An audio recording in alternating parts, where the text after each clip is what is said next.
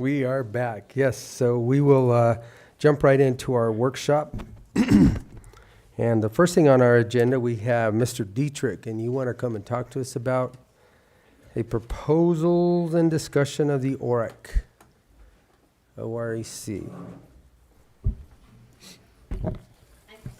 Hey, James, you've got a bunch of different tabs up here, so just direct me to which one you want opened. You have a whole bunch of OREC grant tabs, so just direct me to which one you want open. Okay.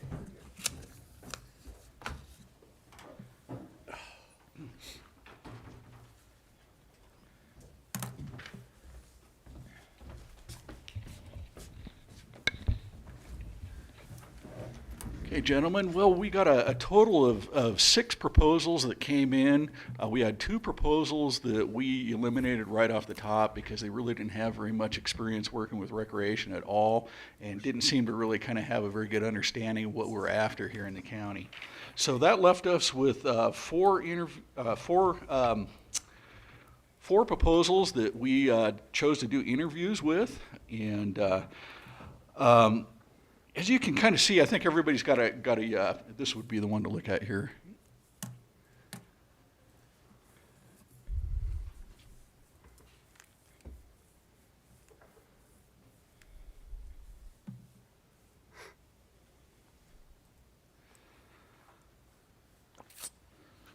I'm going to go ahead and just kind of keep working here through this. So we've got 4 proposals. We did interviews with all 4 of those consultants. Out the other end of that, we really, at the end of the day, RPI really kind of came to the top of the list, and I felt like RPI really kind of filtered out that way primarily because they're the most local one that we have. Everybody's had some experience working with that consultant. Everybody pretty much knew them right off the top. So they really did do the best in terms of the overall total score. We felt like the SE group was the one that everybody really kind of was the most uncomfortable with out the other end of that. They did pretty good in the initial scoring, but through the interview process, all of us uniformly felt like they really did probably the worst as far as the interview goes. The top of the interviews was actually Crux Environmental, and while they scored a little bit lower initially, I felt like probably one of the reasons is they were the first ones that everybody reviewed. And so, you know, when you're first kind of getting a handle on looking through these proposals, you're getting an idea of the way they're all laid out and everything. In hindsight, I think they probably would have scored just a little bit higher had they been somewhere in the middle of that pile. The advantage that Crux Environmental had over the rest of them was really the value in terms of the time that they were willing to commit to the project. They were almost double what everybody else was in terms of the time that they were planning to put in. They also had a very good network established, you know, trying to utilize some of the university students, grad students, and so forth to help them through their process. Public Land Solutions was sort of similar to that. They had a very good network going with the you know, students and all. The thing that I felt like coming out the other end is they really had a strong emphasis on conservation. And that's not exactly what we're after through this project. I mean, it can be an element of it, but not exactly what we're after. RPI seemed to, again, they did really well in the interview. Gabe's a really smart guy. He had a really good understanding, I felt like, of what the county was after. He had a really good, strong focus on the business element of it. He knows the county like the back of his hand. He obviously grew up here part of the time. And I think everybody, again, really felt strongly that was an advantage for that group. So really what it comes down to, in my mind anyway, is really a choice between Crux Environmental, Public Land Solutions, and RPI. Based purely off all the scores, RPI is coming out at the top of the pile. What I would add to that, in my personal opinion, is I just felt like Crux was probably coming in second on that, even though the scores kind of reflect something a little bit different. But again, I think that's just because we reviewed that proposal the first. And probably we're a little more harsh on them than some of the others that came along later. You know, for one thing, you really don't know what you're doing until you haven't got any others to compare it to. After you read the first one, you know, you're after a couple more, then you look back and think, well, geez, you know, they actually did pretty good. So I think we're going to get a good product out of virtually anybody of these four that we would choose. I think that we probably get the best product out of either RPI or Crux Environmental.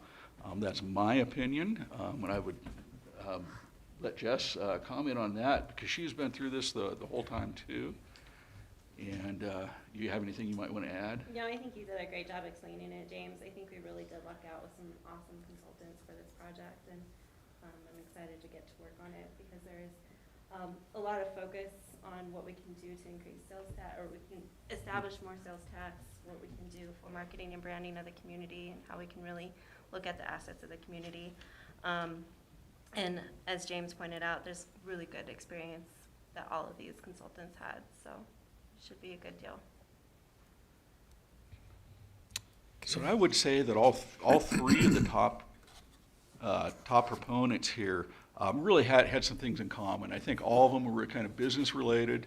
As Jessica mentioned, you know, all of them really kind of understood the idea of branding. I think all of them really kind of understood the idea of critical mass, and you know, and really taking a look at the assets that we've got and really kind of drilling into them to try to pick out the top 5 assets that we've got and come up with a broad strategy on those assets. And I think all of them also understood the need for utilizing a study like this to support additional grant applications and how we can use this as a vehicle to leverage additional funding. So that was pretty important. I would say that Crux and Public Lands probably had the best responses with regards to the some of the new grant money that's coming out through the Biden administration, the REA, and I can't recall the acronym for that exactly, R being recreation. And I think you know, RPI probably understands that quite well also. Although they didn't really mention it a whole lot. Really, we heard more of that from Crux and Public Land Solutions. Gosh, I don't know if the commissioners had much of a chance to review any of this, but again, I think, you know, in some respects, one of the things that's really on my mind is the value that we get out the other end on this. RPI, again, you know, they had a pretty high hourly rate, and they were really kind of had the least amount of time that they could put into this project. So that is kind of about the only ding I can have against those guys. Otherwise, they seem to be at the top of the pile here. So your recommendation, or the group's recommendation that did all of the interviews, was RPI at this point in time, based on the scores, obviously, that we're seeing here. They had a cumulative score of 797 and compared to the others. So your recommendation at this point in time is to go with RPI? That is my recommendation. I think the only consideration we've got, if we want to discuss this any further, really has to do with the value of the product that we're getting. And again, they're charging the most, and they're giving us the least amount of time. However, they're very efficient. I've worked with those guys, and they know what they're doing. What's the difference in time? Okay. What say Crux number 2 that you're saying now instead of number 4? What's the time difference? Okay, the time difference is nearly 2,000 hours at an average rate of $40 an hour. However, for RPI, it is $145 average for a total of 542 hours. So, I mean, that's a significant difference in the amount of hours that you're contributing. 1,500 hours, right? Basically, I mean. Yeah, about 1,500 hours. Yeah. And they're local too, which is something that we wouldn't have to pay for travel time or lodging with them. And so that there's that more It's a pretty amazing efficiency, yeah. difference in hours. Yeah, A huge I was difference in thinking- hours, yeah. 5% or something, that's like Right. 300%. Right. So, and again, that's the only ding I can really give them. I mean, I've worked with them in the past. They've been really good to work with. They're obviously really sharp and very efficient. It does make me wonder, though, why, one would feel like it's gonna take 2,000 hours and another one 500. Can you call and ask that question? I mean, obviously, we can't make a decision today. We just have a recommendation to work with. And it's on our agenda for tomorrow, but can you get a clarification on that? Yeah, I can sure reach out to them and For tomorrow, before we make a decision? certainly, you bet. I think one thing to remember too is Crux, they wanted to use a lot of the schools around here. They had relationships with Fort Lewis, with Colorado Mountain College. And so they're wanting to utilize a lot of student hours as well, and internships, so that might increase the reason for. That certainly is a factor, yes. Okay. The other thing I would add is that, it is, it's like RPI is almost a one-man show. So there's some good things about that. So your principal is right there, attending all the public meetings, wants to get in on the action. The other one, it sort of felt like, the other two anyway, kind of felt like maybe it was could be spread across more of a team. And again, as Jessica pointed out, I think, some of the travel and everything is kind of a part of that too. With RPI, you're going to get virtually all of your time dedicated to the project. So that's I guess there's an advantage to that too. But I will reach out to them. $40 an hour and compared to 140? Right, That- yeah, what you said 145. So, Oh, one. That, I mean, those are some pretty strange variables as far as pricing in the same industry doing the same job. Yeah, there's a huge difference there. And if you look at, the number 2 slot, Public Land hours. Solutions, their Only average that is one group is 73. predicting 2,000 hours. That S&E group, 750 hours, and the other one's 1,120. So by far the least amount of hours. Yeah, That's right. 500. yeah. They're kind of all over the place. Yeah. I mean, it's a pretty big variation.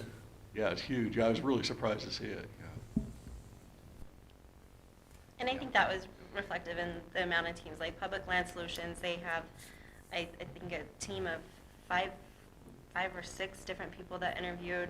RPI only had 2. SE Group, there was 3, and then Crux, there was 3 people, as well as the student labor that they're wanting to use too. So larger teams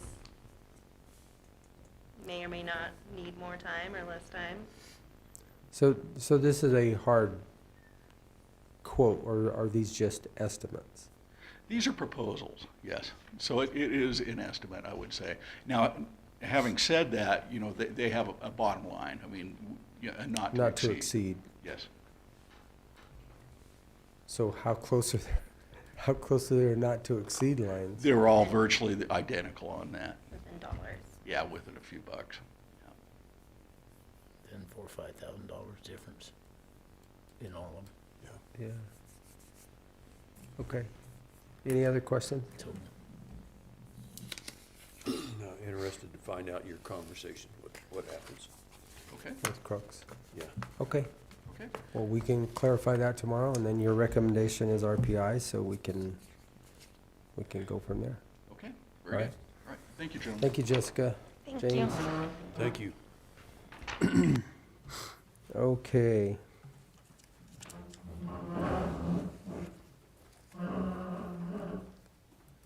Next up, we have Travis for the next 2 discussions. So our administrative budget policy, you want to pull that up, Travis?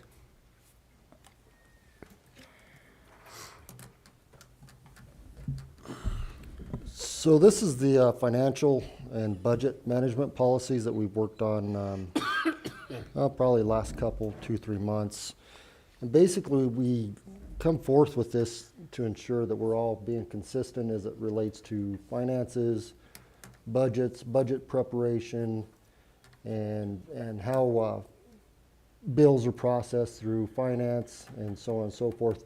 It also provides for guidance on how we're going to utilize our taxpayer money and the goals that's set forth. And if you was able to look through it, there's a lot that talks about state mandated issues, which we had on sticky notes and in different books. And so we decided to put that all in a policy, strategic planning.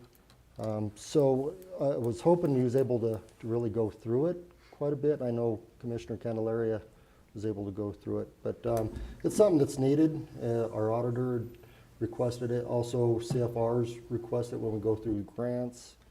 So it's just good practice that we have a financial and budget policy. Did you guys have any questions? I had sent back some revisions that I had initially, and one of the biggest ones that stuck out in my mind was right at the very top when it said, I think it started out to review it every 5 years. And I said, I think with the way the state of our union is going, this should almost be revised or at least reviewed annually, because it's changing so It is. fast that it could be outdated in a year. So, And then we're working with something that's not even, so, and then a few other little things in and out, but go ahead. Ian. so I have a couple comments. I think anytime you adopt policy, I think that the big reason for policy is to guide decision-making for your staff. And so to the extent that this is helpful, and what we heard from Travis is this is going to be helpful to staff, I think it's a good thing. From a legal standpoint, a lot of the things that are set forth in this policy, there's a lot of stuff that is mandated by state statute, and so that's in there. There are also some clauses that talk, like Travis said, about ways that we're going to budget our money. And, those are great insofar as they provide some guidance. Where they're not so great is, ultimately this is a board and you guys have to make the decisions. And so when you have a policy that's 29 pages and that has a lot of guidelines in terms of how you're going to budget and how you're going to spend your money, the state statute stuff you've got to follow. You have a lot of discretion though, and this will tighten some of that discretion. And so, I think the concern with lengthy policies is, whenever anybody has a problem and wants to go to litigation, the first place they're going to look is policy. And if you have really detailed policies, you better follow them real tight. And if you don't, that's when you start to get into legal issues. And so, it's a difficult judgment call, because on one hand you need policies that are going to give your staff guidance, but on the other hand, when you have long policies that have a lot of information in them, they give rise to more potential for that policy to be violated. And so, it's a fine line. I'll be honest, I'm not real fond of big, thick policies with a lot of words, because I think that they have the effect of limiting some of the things that this board can do. Now, I certainly understand from a staff perspective why having a policy would be helpful, because it provides guidance, and everybody needs guidance, and you want to be consistent. And so, I spent a lot of time looking through this budget policy. There's a lot here. As a general matter, I'm not fond of these kind of big, thick policies, because I think you run the risk of violating them. And I think you invite people to come in and sift through and nitpick your policies and try to find the places where you deviate. So there's nothing bad about this policy. In terms of how it was done, it's very well done. It aligns with statute. Whether it aligns with this board's values is really up to you. In terms of those provisions that talk about how money's going to be budgeted, we just understand that when you adopt something like this, you're at least somewhat beholden to it. Does that make sense? And so, and I mean, and that's where, as an attorney, I mean, I think, So am I getting our attorney right? It's better to be in the gray? That's what he said. well, and so, I get what you're saying. it's a judgment call. There's more ways to, the more you have, the more detailed it is, the easier it is to break, or to not. Just, And the less Not flexibility follow. you're gonna have to make decisions on the fly. And, I mean, listen, there's all different theories on this, and there are organizations that are absolutely tightly bound by policy. They don't deviate from policy. It's a tight, every single thing you do in a day is dictated by policy. And that's certainly a style that some governments run with. That's a style that some private enterprise runs with. That's a thing. And there are other organizations that are much looser. And so, I mean, the advantage of being tight is you have real tight guidance for your staff. The disadvantage of being tight is you've got a 29-page policy with a lot of information in it, and you've got several people who are going to be working within this policy, and you can miss stuff, and you can violate, and that opens you up. Without really knowing that you violated it. That's kind of what you're saying. Well, I mean, there's that piece of it, and then there's also the piece of when you guys go to make budget decisions, and there's certain criteria set forth that you're supposed to follow, and then there's a perception or a reality that wasn't followed strictly, then, I mean, that people are going to come running with that policy and say, hey, this section of the policy said that you should have spent the money this way, and you spent the money this way. So it's a real fine balance. And this is a well-written policy. I mean, there's nothing in this policy that's bad. It's a lot.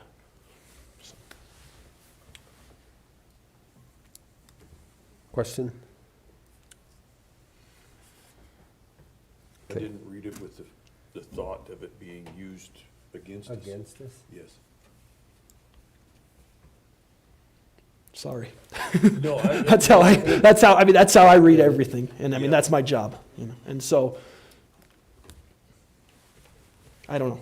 It's, Okay, so let me ask you this question. If you could pick 3 of the most major things here that you think could be used against us, or that we need more flexibility on, what would they be? Just 3. well, I can certainly bring you those exact 3 tomorrow. I mean, I don't have it sifted Okay. down to 3 No, things. that- I mean, as much as that's- just, and I fair. think that's, I mean, because there's got to be something that really made you, I don't think that there was 1 or 2 things that was like, oh my gosh. It was more the all of the totality, whole. and I mean, the part that was maybe the most concerning to me was the part where it talked about sort of some of the criteria you guys are going to use to make budgetary decisions. And that's sort of sprinkled throughout. And again, there's nothing illegal about this. There's nothing inherently bad about this. I think the important thing to know, though, is, that read this thing closely and be sure that it aligns with this board's values. I think that's my point. I think because listen, there's nothing in here that I can point to and say, hey, this is a horrible thing. You just want to be sure that what's in here is what you want to follow as a board. Does that make sense?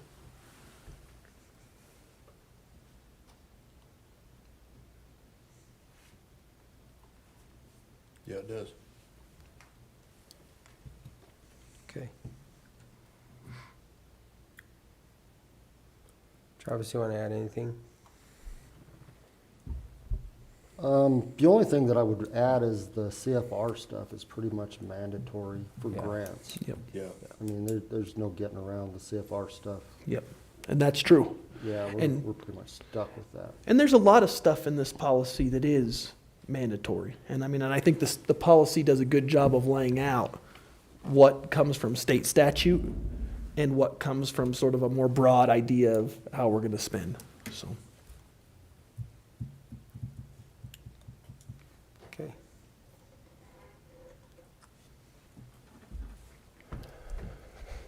All righty. Well, then we can I'll read it again. read it again and discuss it.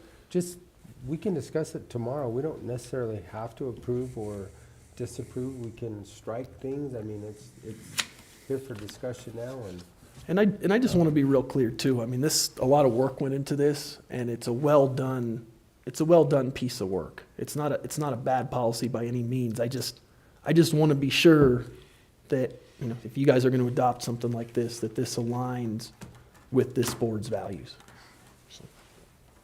okay. All right, well, this will be an open discussion again for tomorrow, and whether we take an action or we don't take an action tomorrow will be what we come up with our discussion. So, all right, moving right along, Travis, let's talk about our strategic planning discussion. So we had a presentation last week from, Yeah, so we had a discussion from Paul, and he talked about some of the benefits of strategic planning. And currently, we're a day-to-day operation, so we're wanting to look at what the commissioners want us to have a vision and mission as far as what our plans are and our ultimate goals. And when you have a strategic plan, obviously you have a 3 to 5 year plan, but you have shorter goals that you can meet to achieve those longer plans. And I think if we look at the big picture, a strategic plan is also a living document. You know, nothing is set in stone, it's just that, but it gives you guidance as to what direction we're headed, where we're at currently, and where we want to end up. So, you know, it also applies for better decision-making on our expenditures. And obviously, the next couple of years, our expenditures are going to have to be tightened. And so what are the ultimate goals, expenditure-wise, as well as projects and programs within the county's purview. So if we decided to move on with the strategic plan consultant, obviously we had Paul come in and he gave his ideology, but we would also get some additional perspectives from others as well. so just put it out for an RFP is what you're asking. Do we want to put it out If for you an want, RFP if maybe? this is a topic, do you guys want to embark upon a strategic plan? And if so, what's the next step? Do you want to go to an RFP, depending on the cost levels? So, I'm a believer in strategic planning. well, and I am too, because here are my, and I don't want to call them fear, but here are my concerns is that with the declining revenue, with the increasing costs that we're incurring every year, every day almost right now with this inflationary rate, the ratchet down effect on us is pretty significant. And without a real good plan in place, I don't know. I mean, I don't know what cuts we're gonna need to make. I don't know, how do we gain the revenue? I mean, there's all kinds of short-term goals there to start with before we even get to the long-term goals. So I would agree with Commissioner Lindsay. I would be into definitely trying to get something looked at. I mean, you can strategically plan for short-term goals, medium-term, and then long-term. And usually long-term goals are really susceptible to change, but your short-term goals almost need to be done. Yeah, and you know, I also think that strategic planning, it puts other departments on a shared vision of what Right. the commissioners and the community is expecting. So, and that helps them out too in their overall strategic plan and day-to-day operations. Commissioner? I agree. You know, we need to do some planning, that's what's gonna, the way things are going, definitely need to. You know, I can just say for me in my first 4 years that I'm just finishing, 2019 started out with some wild and crazy legislative issues right off the bat. Then we went into a pandemic in 2020, and then we've been dealing with that ever since. So for the last 3 years, 2021 and 22, have been nothing but just trying to stay out of the turmoil and to stay alive. Now, nobody could have predicted any of that, but now that we have that under our belt, I just think we need to have a bigger and better plan going forward, and hopefully nothing like that comes about. But who knows where this inflation's going and what's going to bring now. So I would think if we can get it out for an RFP, obviously we can't make that decision today, but I think the discussion or the direction, we can do that right in to kind of just formulate the RFP, and we wouldn't have to vote on anything unless they actually got bids in. Yeah, I mean, I would just suggest making a motion to put it out for RFP tomorrow. Or if you guys want to draw up the RFP and then approve that RFP to go out, I think that would be the other way to do it. Maybe not tomorrow, but maybe next week. Yeah, I mean, I don't know. yeah. It's going to obviously take some time, so, yep. Okay. All right. Anything else? No. Okay. Well, I think you have some direction there. 2023 BOCC meeting schedule, Vicki, I thought I saw her here. She's here.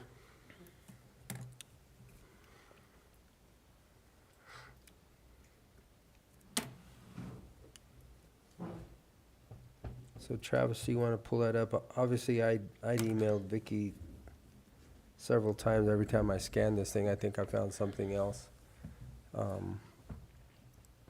one of the questions that I have is that we get some of our elected officials in here all the time, and some of them we don't ever bring in here. And I guess my question is, why do we not give them the opportunity to bring forth anything that they are wanting? Kim actually has the opportunity because she sits up here with us, so if she has something to say, she actually does, although she's not probably officially on the calendar. But so I guess I'll just look to you, Kim. Wouldn't it, be nice once in a while to have just an update with what you're dealing in your world through the County Clerks Association? So I think in the past, what you guys have done is if there was a fifth Tuesday, that the elected officials were added to that fifth Tuesday agenda. And other than that, they have just come to see you when they had something that they needed to discuss. I believe that's what you guys have done in the past. Right. Well, we have them on here now, like the coroner, the sheriff. Probably the only other ones that are The treasurer, treasurer, the assessor. Treasurer, the assessor. the surveyor. That's it. Well, what do you guys think about that on the fifth Tuesday then? And there wouldn't be very many of them, adding all of those Yeah, other there's elected only, officials. Twice. It would be January 31st and August.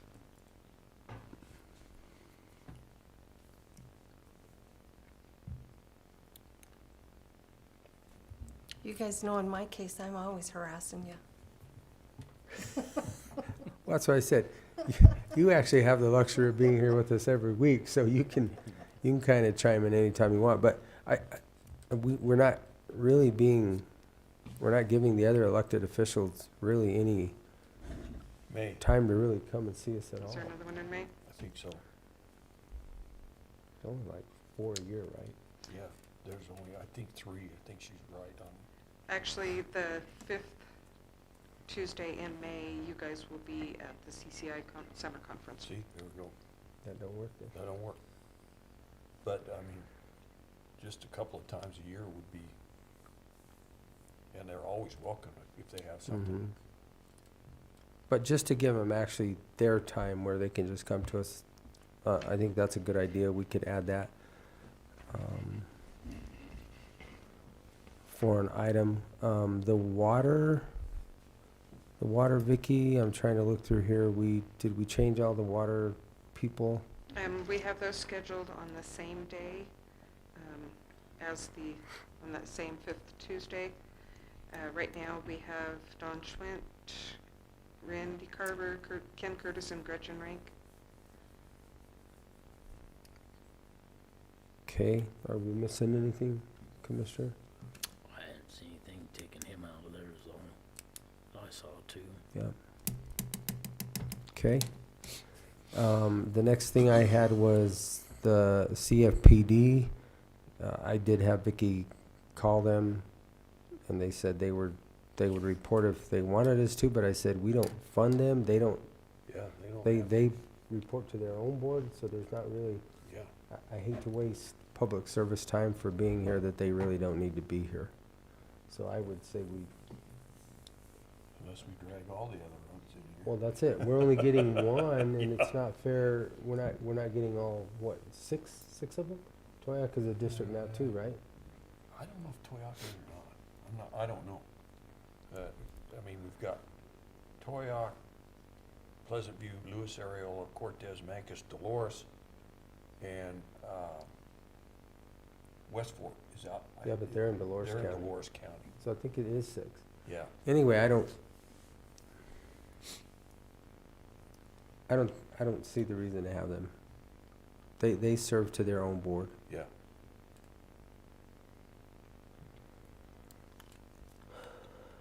Dang, I gotta go back and try and find the email that I sent you, Vicki, or do you remember off the top of your head? Were my notes on the final page? I think. Yeah, on the very last page there. Oh, the E911, do we want to put it as a regularly scheduled? Do we have it now because we've just been dealing with it as it comes up, or should we put it kind of like we do with the public health meetings and do it quarterly? I would say so. Because we've got a lot of things coming up this year, specifically with the equipment that we're getting in there and or how is it all functioning so that we don't get caught. You guys okay with quarterly or Yeah. biannually or? I would think quarterly would be a plenty, but, And Okay. We can get a financial report too then. Yeah. yeah. Okay. Do you Let's. want that on Mondays or Tuesdays? The public health we usually do on Tuesday, so probably Mondays. Yeah. Mhm. And I think we're always done by 3:30-ish. If not, we'll just quit at 3:30 and go into an E911 board meeting. Does that sound good? That way it's just consecutive and we just keep rolling it in. I think so.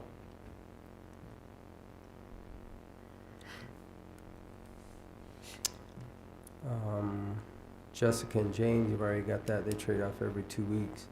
And our grants coordinator, when do we want to hear? What about our boards, like the Fair Board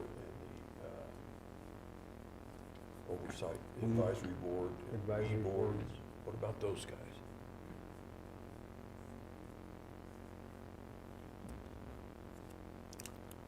I think that's kind of, Once or twice a year? that's kind of coming in with their like the advisory board with the noxious weed. Otherwise, I think it's going to be up to us to get to them, I think is how they've Okay. kind of approached it, kind of like we did last year.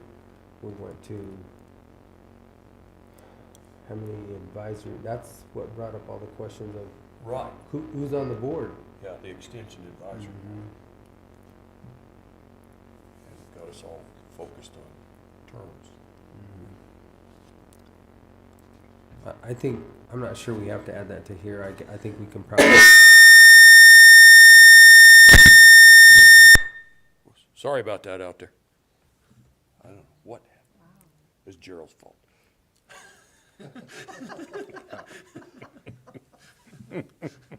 okay. All right. Solved that problem.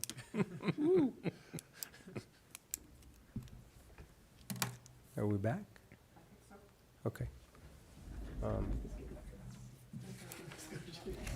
That'll wake you up. I think the grants coordinator, I think that they're gonna be here in this office. If we need to talk to them, we can actually just pull them in here. Is that okay, Ian? Yeah. Okay. So those were probably my biggest questions or comments that I had asked Vicki about. So the direction we have, obviously we removed Don Schwint, Cortez Fire. We'll give the elected officials basically two opportunities. One will be gone. Talked about the E911 board schedule and everything else. So did you guys see anything else on there that made sense to keep or remove? I didn't. Wednesday meetings scheduled for when you guys were going to be available on Tuesdays. Is that okay with you guys?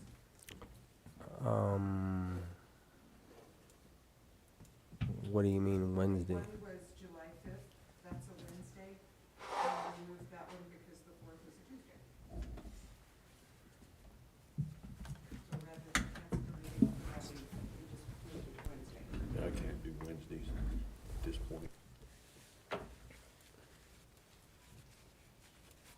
The dates were July 5th, July 26th, and I believe December 27th.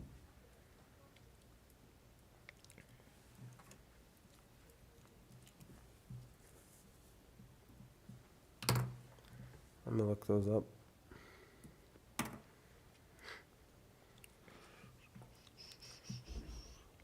I think we've been trying to keep them pretty consistent to Mondays and Tuesdays, whether it's early, late, all day, it doesn't matter.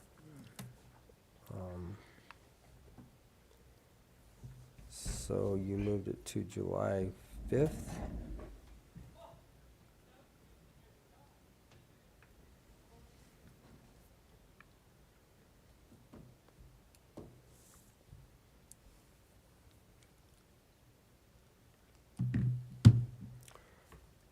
So we'll be here on the 3rd then for our workshop.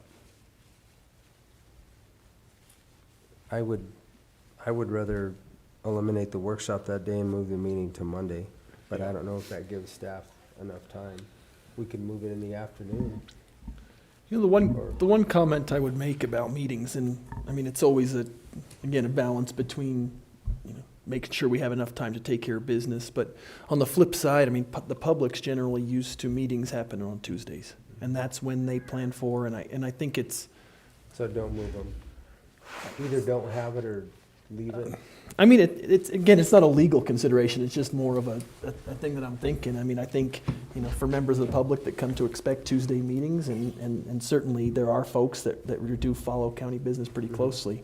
You know, if you start jumping around and scheduling meetings this day, all of a sudden, people don't really know what to expect. And sometimes that uniformity is good for folks. Why did we have the 26th, Vicki? What's on the 25th? Because you will be in Austin at a conference the 21st through the 25th, Oh, that's right. or 24th, I'm sorry. Who wants to go to Austin in the summertime? It's gonna be hot. Man. Like going to Las Vegas, huh?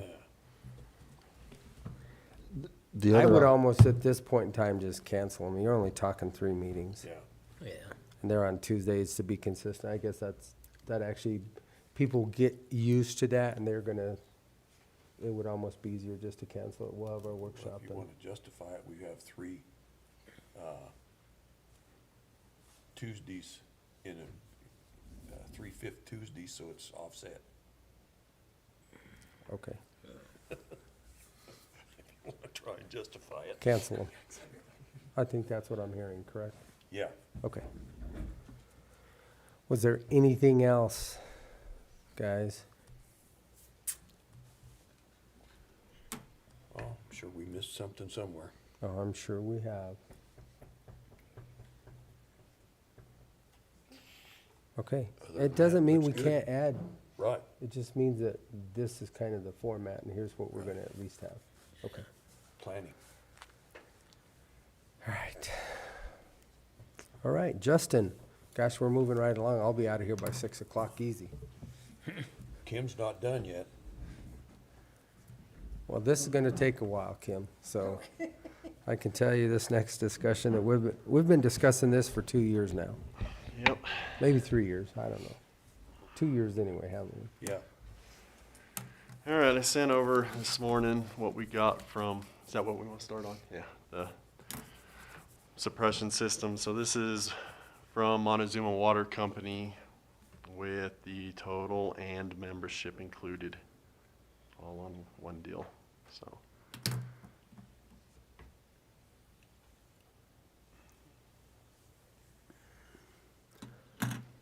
So, we'd asked Justin last week or the week before because the last proposal that we got didn't show that membership fee was on here.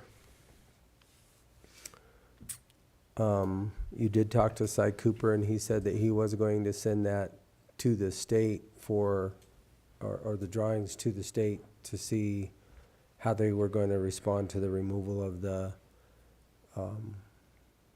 area over the arena. Yeah, and for them to finalize and okay what we want to do. He had to wait on our decision from Montezuma Water Company, because if we had a meter in there, that's going to affect his flows. So now that we know this is the route that we have to go, he's able to go ahead and submit all that to the state. So he should be, if he hasn't done it already, should be pretty quick.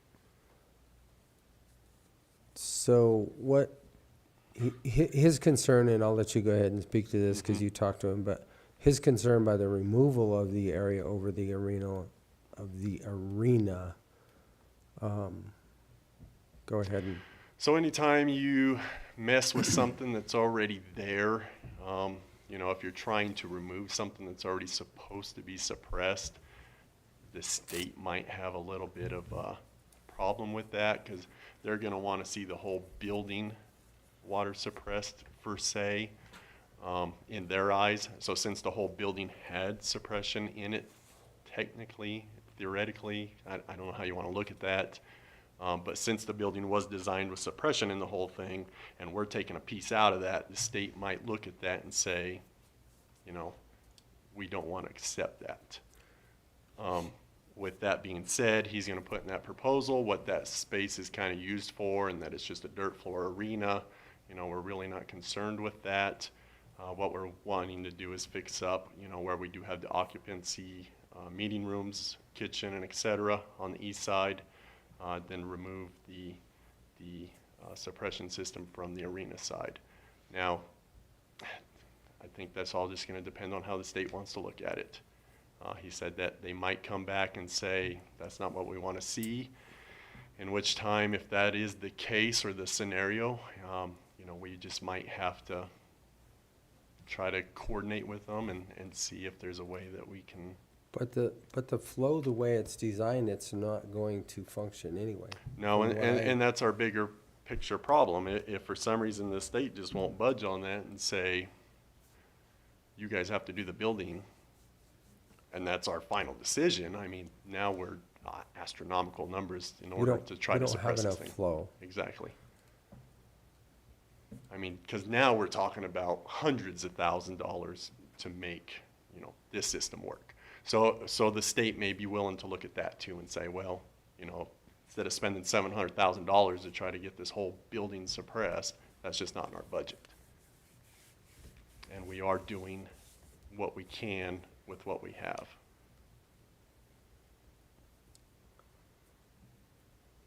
But that's kind of a discussion that might happen just depending on what our feedback is. And then So, it from might a be legal standpoint, Ian, because we have something that's been there, although it doesn't function now. So to remove it, we actually make where the occupancy load mostly is, it will function. I mean, what? So, here's the deal with this whole thing. The best way to alleviate all liability, is to have a system that's gonna work for the whole building. If you leave a spot without a suppression system, you pull that out and something happens, We're negligent. then you're gonna have a problem. But are we I not mean, there's a negligent couple- right now? Here's the two, I mean, here are your two options. And you really have three options. I mean, you can pull it out of that one area, and, you know, the argument would be, that's a dirt arena, there's not a lot of risk there. You know, and the hope would be that a fire would never break out there and, you know, hurt or kill somebody. If something did happen there, obviously there's liability. Your other option is to do the whole building. Your other option would be, you know, to look at the building as it sits now, try to limit liability through signs, through emergency exit plans, through certain limitations such as, you know, maybe not allowing certain flammable materials in certain areas of that building. I mean, I know we don't allow a lot of flammable stuff, but, you know, something that's going to ignite or be flammable, I mean, don't put that in an area where if it goes up, you're going to have a problem. And, you know, I mean, you're limiting liability there too. There's no perfect solution here. You know, there are fairgrounds around the state that don't have fire suppression systems, right, Justin? I believe so. I mean, Which I'm sure there probably are. The issue I think that we face is the system was in there. well, and And that's where we're gonna struggle, is if the state says, well, wait a minute, you already have one in there. We don't want It's- you to take out, but it's not gonna work. That's the whole purpose of taking it out. well, and it's, you know what, like, no matter how you cut it, it's not a perfect situation here.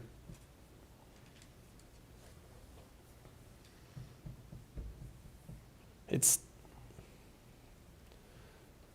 you know, Okay, and so that's one piece of this pie. We can wait and see what the state says, and we can deal with that when we get their answer. The other one, guys, is they still want a membership fee when there's no consumption of water. I'm having trouble with that. I made my argument there. It's a fire hydrant. That's all this is. So, And that, when I did reach back out to them after the last meeting, they were under the assumption that you guys were wanting to trade those out for road permit fees, and I told them that wasn't the scenario, so that's why they didn't have it on there. But they are That was- willing to do something like that if the county is. that was their recommendation to us. Yep, yeah, that was also their recommendation, yes, and then they thought that was what we were going to do, but I don't know where that information came from. But they did say they would be willing to do something like that if the county was still interested, so.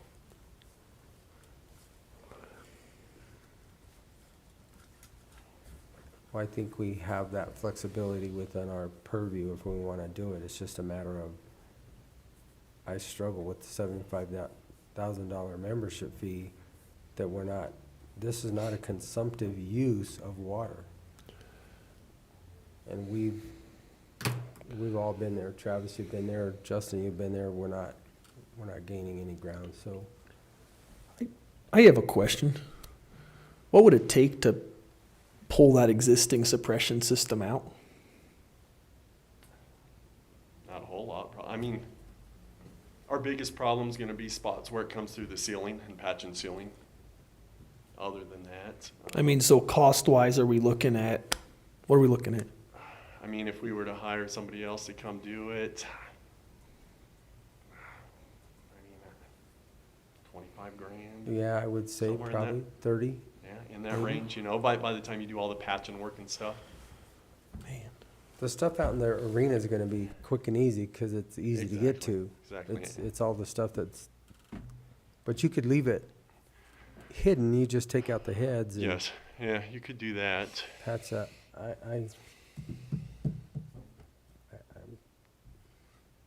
I mean, I don't know what kind of trouble we're gonna get in with the state, because we already have a system there. But it doesn't work, so it's no system at all. Here's the other thing I look at too, this is 110, and this is all coming out of CTF. I mean, this is a huge chunk of money out of CTF that's gonna be,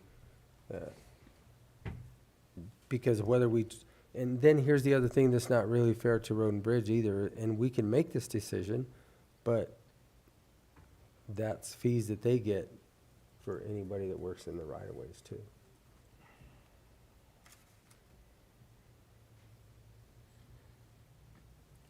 Obviously, we can't make a decision today. Have we ever had a fire out there? Under my understanding, no, as far as I As can far as you recall, know. yes.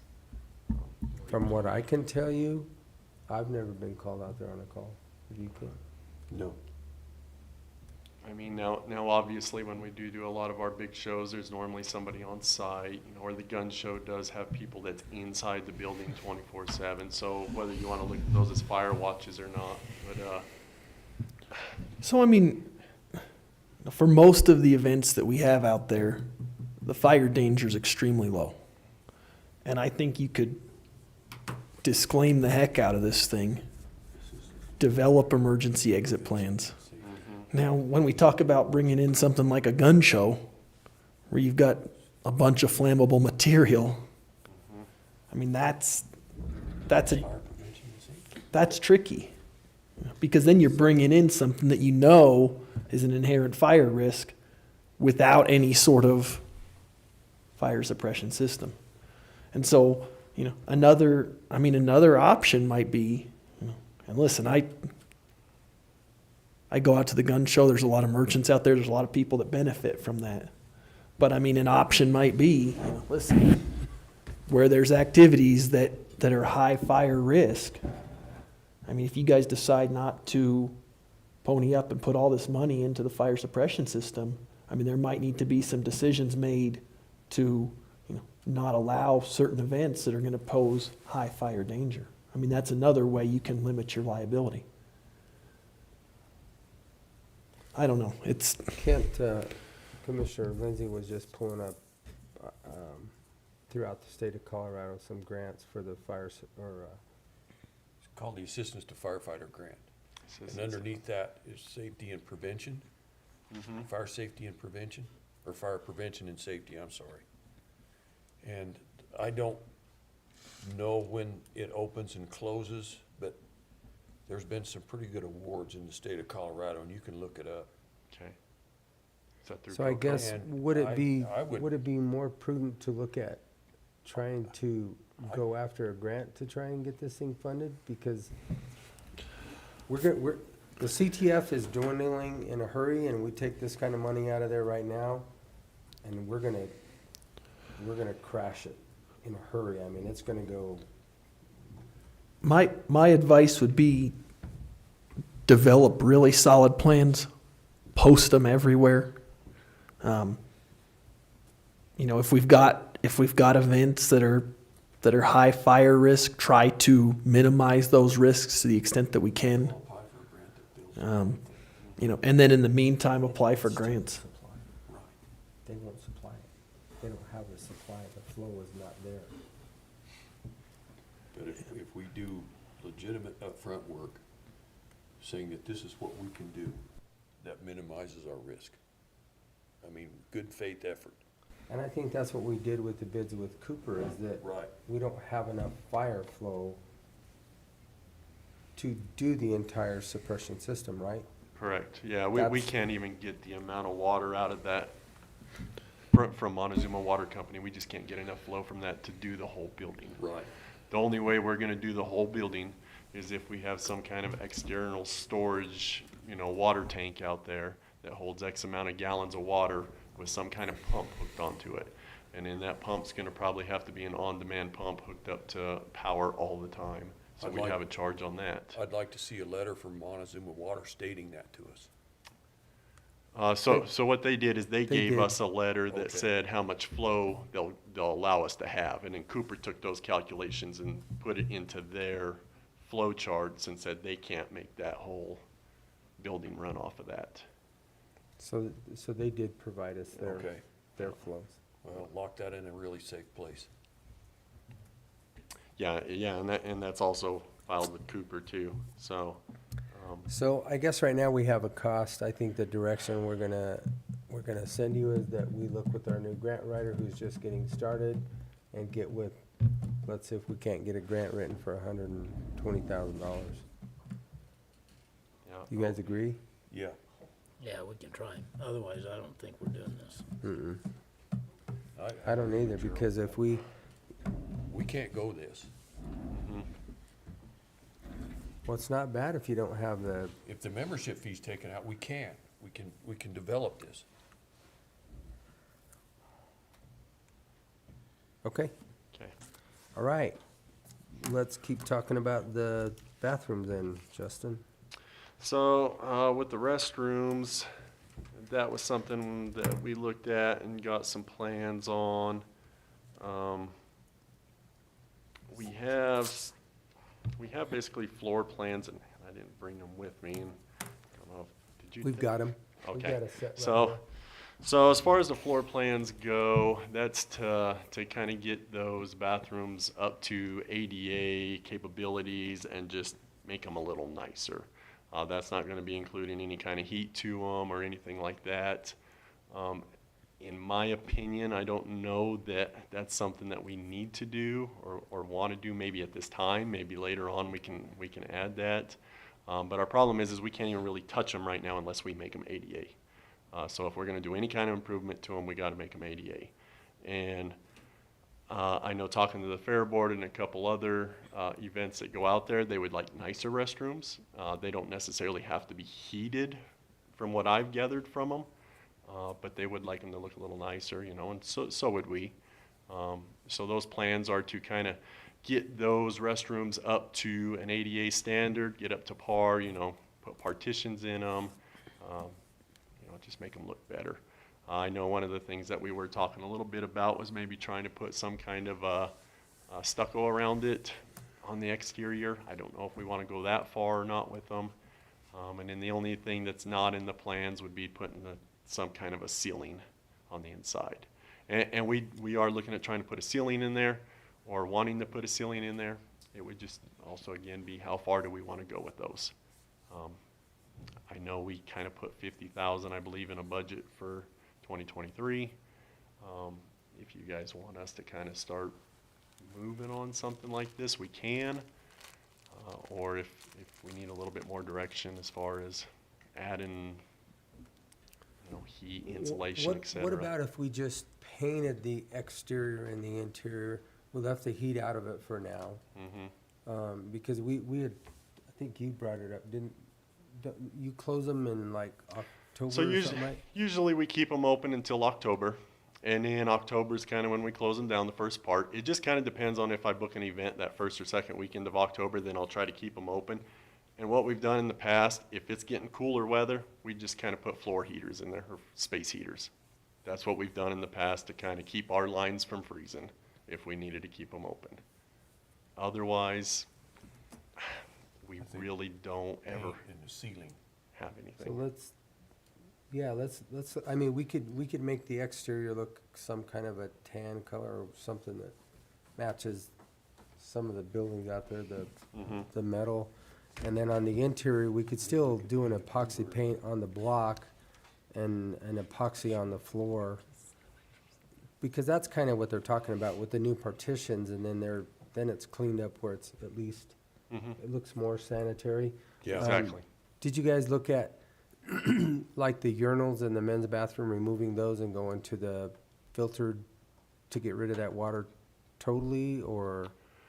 No, so I heard that there's kind of issues with a lot of those if you try to go for the ones that are waterless, because I know that's kind of what we were thinking about Yeah, on the there's interior. Issues with those. And from what I heard, that they kind of say to stay away from those, Okay. especially in our scenarios, because you do have more maintenance and more problems with them.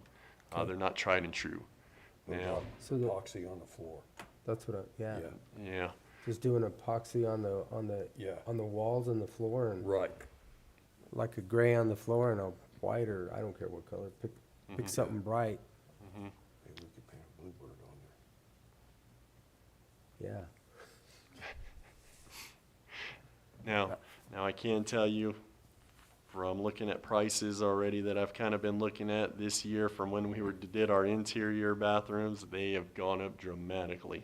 So, you know, I'm hoping we can cover all this under 50 grand if this is what we want to do, but I do know just partitions is going to be around the $10,000 bill, just for partitions. So, I mean, Well, we can go as far as we can go. yep. Yeah. So, And so if that's- you guys are good with those floor plans, I guess, you know, I think we can go ahead and start doing a lot of this in-house. You know, there might be a couple things, like the plumbing, we're gonna have to contract out the plumbing just because you have to be state certified to get it inspected and everything. And that's gonna be one of our bigger costs, but, I think you have the direction. Okay. We know what we have budgeted. We can't spend any more than that. And if we do just the paint on the exterior and the interior, then Okay. that's an upgrade. It's not necessarily where we want to go on the exterior, but it's Okay. definitely an upgrade. well, we can kind of work on the inside, get them up to par and see where we are fund-wise, and then Yeah. I guess just kind of go from there. I mean, if you And guys we, are all- we may not get it all with the budgeted amount of money this year. We may have to look at it, but Yep. hopefully we can get an award for the CTF or through the grant writer for the fire suppression system, because I think all three of us are struggling with that one pretty hard. Yeah. Okay, Okay, okay. all right. That'll work. Now let's talk about a racetrack.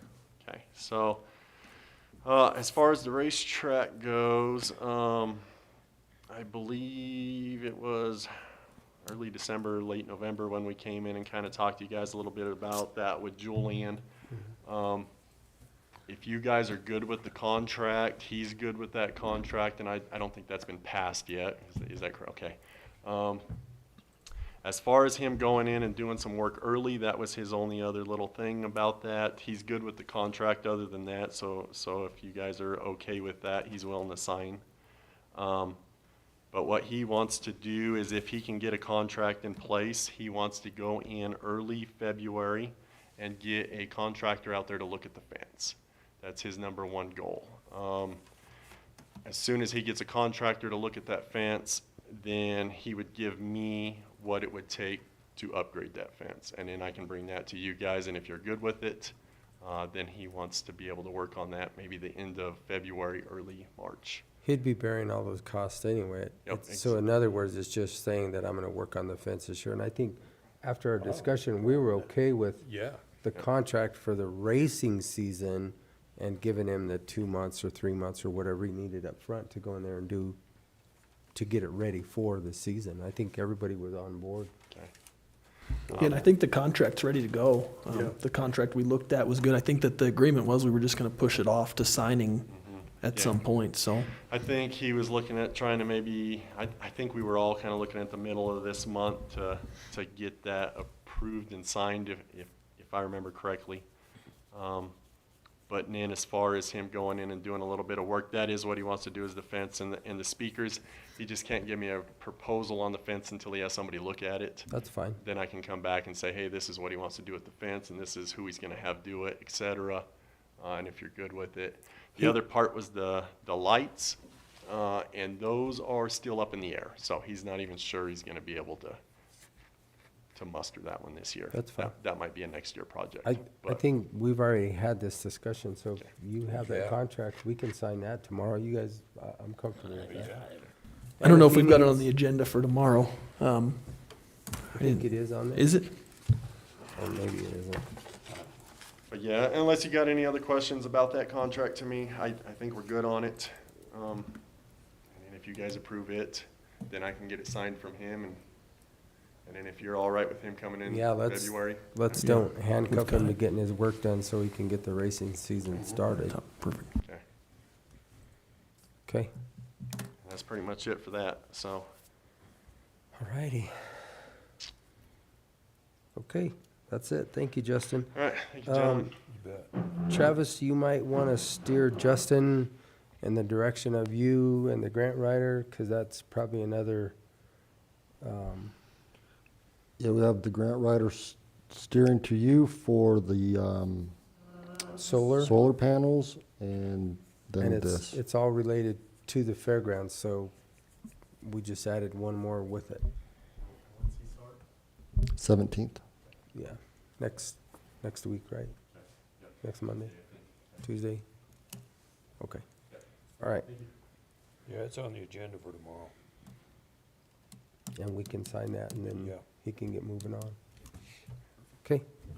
Okay, organizational discussion. Or the lack thereof.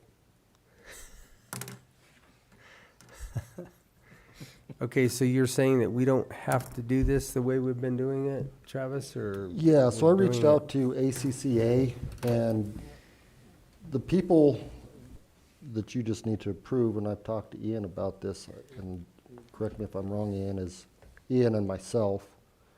Everybody else falls underneath me. We've already been approved. We don't have to redo it.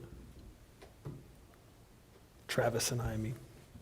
So, I mean, we were appointed, and so we serve at the pleasure of the commissioners, and when you guys don't like us anymore, then What We're did you no just more. say?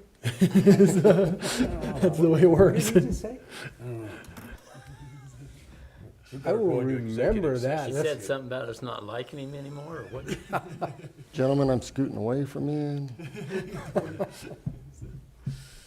Okay, so then. I think we just used to approve this. I mean, at least since I've been here, we approved this organizational chart just so everybody had it and knew who was on what and could reference So- it quickly. So then let me tell you the changes that I know that we need to make here, obviously, right away. One is Nicole Glasser's not here anymore, so that needs to be changed. Right. Don Schwint needs to be changed. Sarah Kuhn needs to be changed. There does need to be some upgrades made to this, or changes made to this, that we don't even have these people here. Now, obviously, Sarah was a recent change that's just happened in the last 30 days, but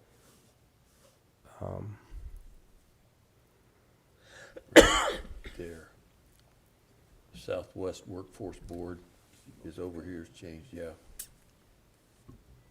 unless there's anything else that are you guys all good on the boards that you're working on right now, or do we need to discuss any of those? I don't think so. Are you happy with all your boards? Yeah. No. No. Are you happy with all your boards? Are you happy with serving on your board? Maybe I should put it that way. Yeah.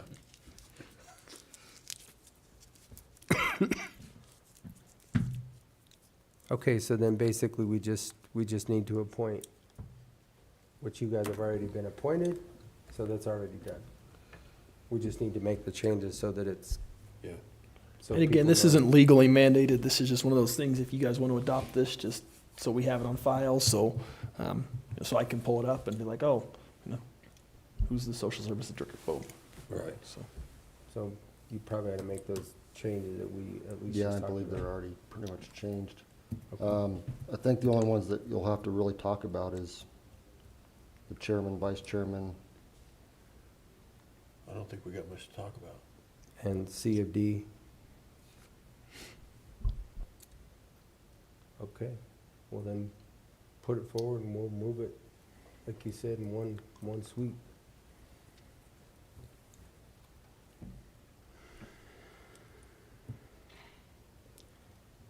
Okay, then moving along, we'll go to the OLA contract. Is this Ian? Yep. Okay. Yeah, so this is what this is, and Travis, if you scoot down to page 13 of this thing, that's what this contract is for. This is basically for that initial section of the Paths to Mesa Verde Trail. And so it's the funding that we're getting for that. Just to run through a couple comments that I had on this contract. Give me 1 second.